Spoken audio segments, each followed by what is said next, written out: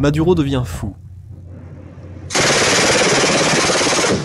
Il vient de faire quelque chose qui a stupéfié beaucoup de gens.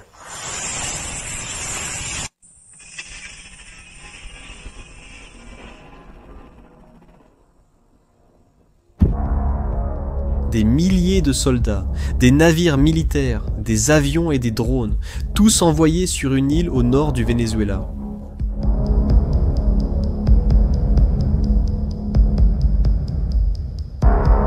Vladimir Padrino López, le ministre de la Défense et bras droit de Maduro, est apparu à la télévision en disant que ce n'est qu'un exercice militaire. Mais il y a quelque chose derrière ces mouvements que peu de gens remarquent. Et c'est très préoccupant, parce que les troupes de Maduro sont très proches de l'endroit où se trouvent les Américains. Et le moment où ces exercices ont lieu, eh bien, ce n'est pas une coïncidence. Il y a quelque chose de plus derrière tout ça, et je vais te montrer maintenant.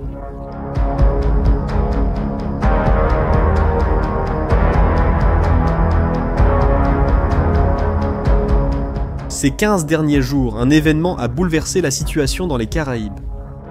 Quelque chose qui explique le régime de Maduro. A mobilisé 25 000 militaires d'un coup, une action américaine dont peu ont mesuré la gravité. Vous avez probablement déjà vu que, le 2 septembre, Donald Trump a annoncé que la marine américaine avait attaqué un navire vénézuélien. 11 personnes sont mortes. Trump les a toutes qualifiées de narcoterroristes. Mais voici le détail auquel personne ne s'attendait. Ce n'était que la première attaque. Le 15 septembre, Trump a confirmé une deuxième attaque. Un autre navire vénézuélien a été détruit par la flotte américaine.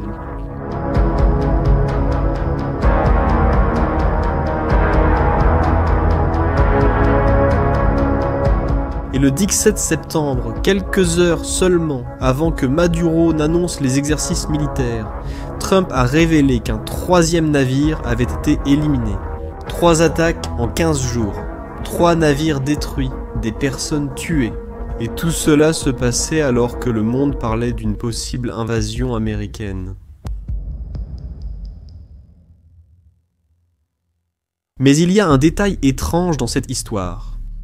L'attaque du 2 septembre a été filmée.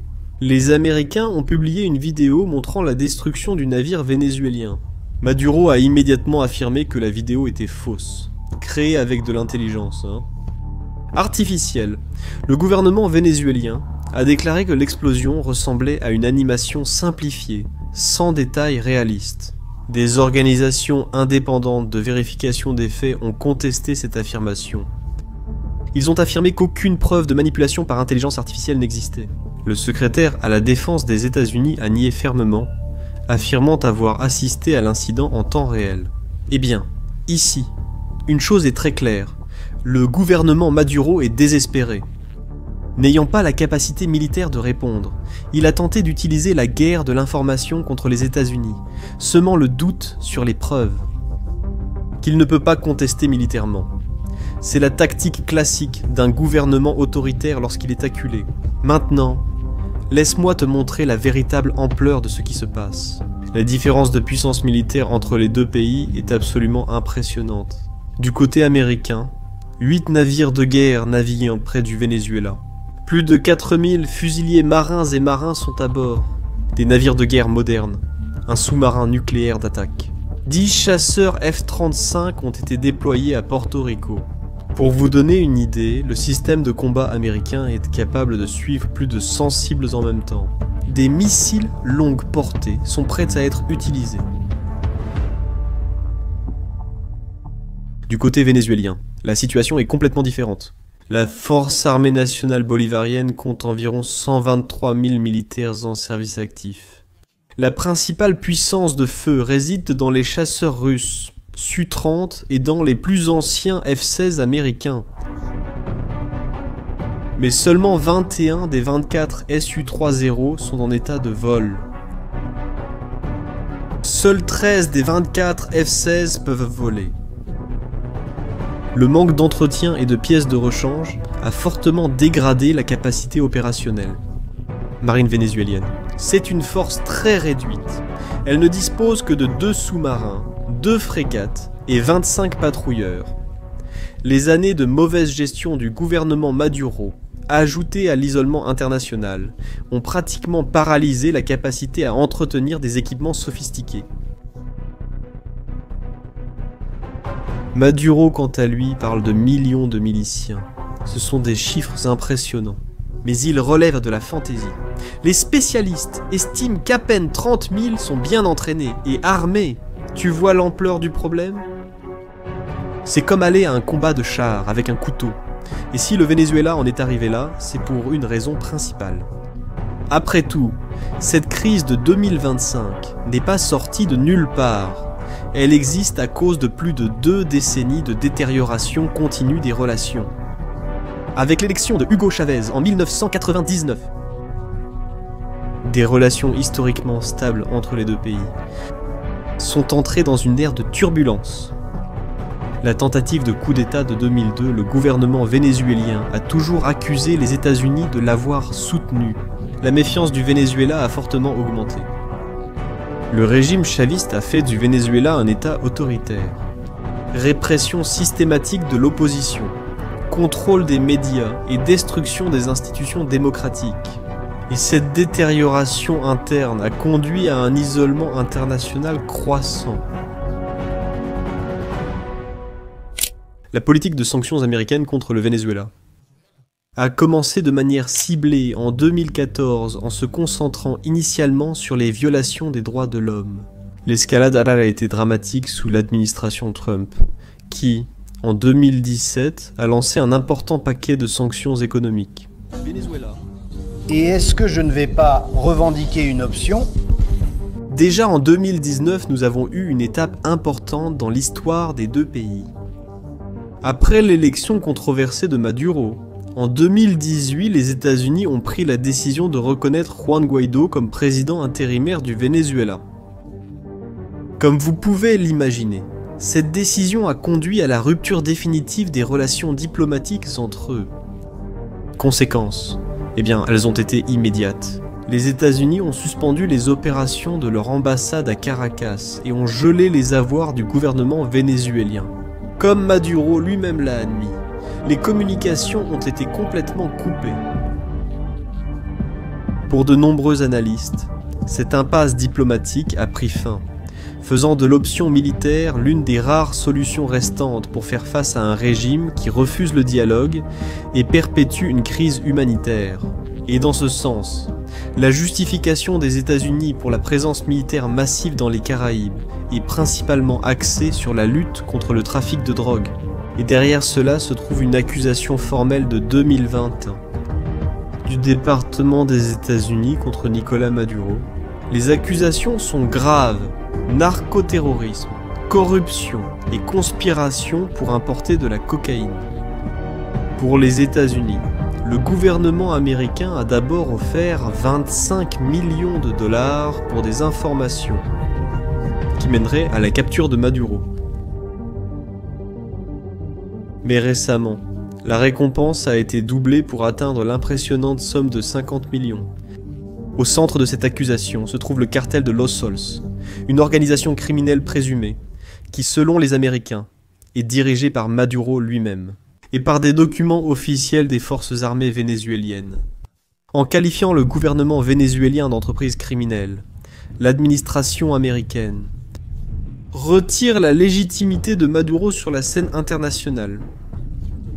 Ce cadrage sert également à diminuer les barrières juridiques et diplomatiques à l'utilisation de la force militaire. Les actions qui seraient considérées des actes de guerre contre une nation souveraine peuvent être redéfinies comme des opérations contre une organisation criminelle. Mais la situation actuelle est bien plus complexe qu'une simple opération contre le trafic de drogue. L'affrontement dans les Caraïbes va au-delà d'un simple conflit entre deux pays. Il s'inscrit dans un contexte mondial plus large, où les grandes puissances rivalisent pour l'influence. La survie du régime de Maduro est en grande partie due au soutien de la Russie et de la Chine.